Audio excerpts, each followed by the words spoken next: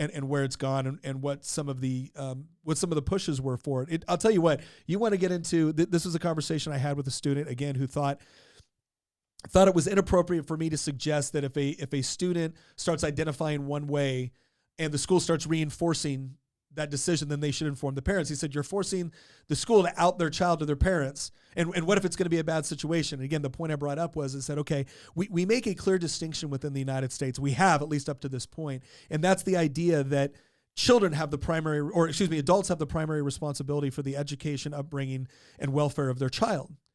And the reason why we take that position is not because we believe every parent is just a gem. It's not because we believe every parent does the right thing. I have something to say to that when you're done.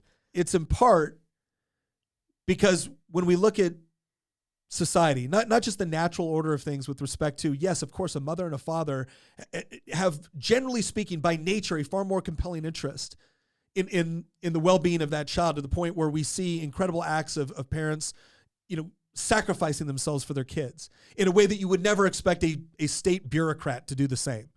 It's not just that. We also see what happens when the state attempts to supplant that parental authority with its own authority. And guess what? You don't find a bunch of happy-go-lucky, classically liberal societies preaching tolerance and wonder.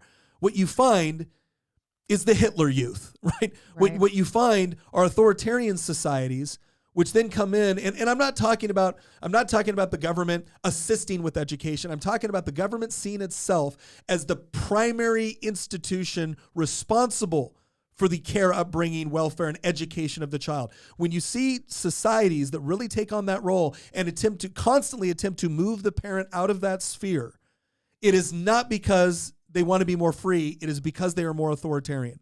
So I'm not suggesting, just so I clarify for YouTube and everyone else, I'm not suggesting that any sort of public school system is automatically rooted in this desire to be an authoritarian society. What I am saying is every single authoritarian society has not only wanted the state to be the primary institution responsible for the education of the children, but they have actively worked to remove the parents from that sphere at the same time. And if that's not something you're taking note of as you watch everything that's going on, well, then I'm telling you, I'm not a conspiracy theorist. You're just ignorant of history. Question. There is a